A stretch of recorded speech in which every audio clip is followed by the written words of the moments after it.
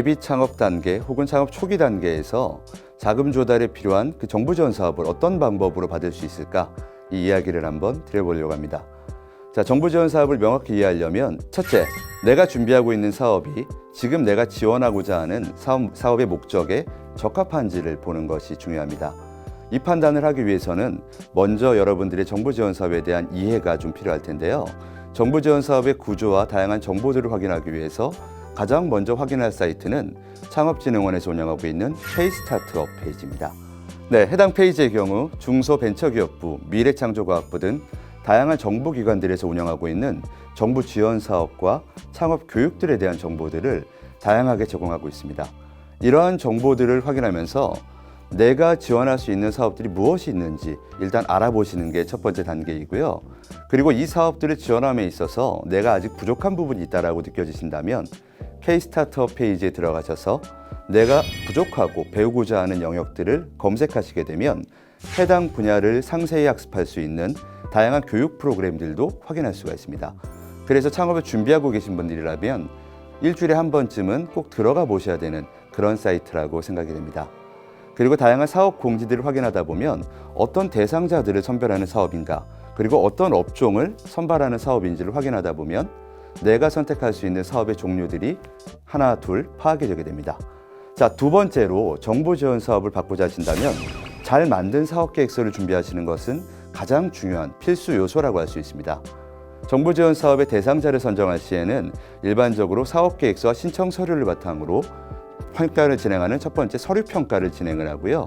서류 평가 이후에 후속 과정이 있는 경우에는 최종 사업자 선정을 위한 발표 평가까지 연결되게 됩니다. 이러한 이유로 정부 지원 사업을 선정되기를 원하신다면 사업 계획서를 제대로 작성하시는 과정은 반드시 필요한 과정이라고 할 수 있습니다. 과거에는 지원하는 사업들별로 사업 계획서의 양식이 모두 달라서 여러분들이 많이 혼란을 겪으셨는데요.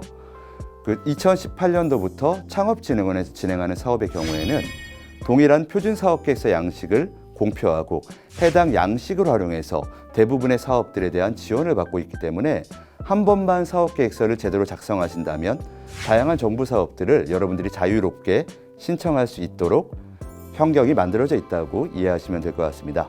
물론 사업 운영기관에 따라서 다른 양식을 요청하는 경우도 있긴 한데요. 제대로 된 사업 계획서를 한번 작성하신다면 사실 질문하는 항목들은 큰 차이가 없기 때문에 이 양식들을 편집하고 활용하시면서 다양한 사업들을 지원하실 수 있다고 볼 수 있고요.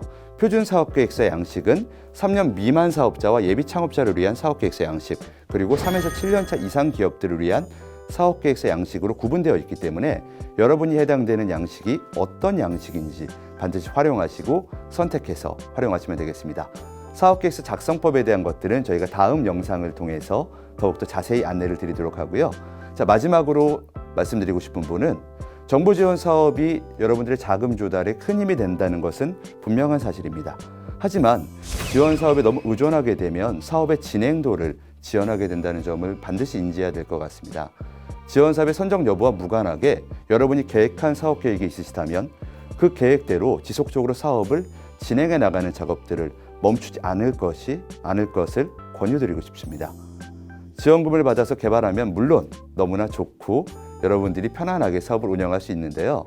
자, 이것 때문에 사업 계획이 밀리게 되면 더 많은 고객들을 더 빠르게 만나서 여러분의 아이템을 검증할 수 있는 기회를 잃어버릴 수 있습니다. 그리고 시간의 지연에 따라서 여러분들의 사업 기회를 잃어버리는 경우도 발생하게 되는데요. 이렇게 빠르게 사업을 진행하고 여기서 나타난 결과들까지 여러분이 추후 작성하는 사업 계획서에 반영하신다면 조금 더 좋은 사업 계획서를 완성할 수 있고 지금 시기에 내가 달성하지 못한 계획들을 한 달 뒤, 두 달 뒤에 더 큰 지원금을 받아서 여러분들의 사업을 크게 성장시킬 수 있는 새로운 기회가 될 수 있다는 점을 잊지 마시고요. 여러분의 목적은 성공 창업에 있다는 것들을 끝까지 기억하셨으면 좋겠습니다.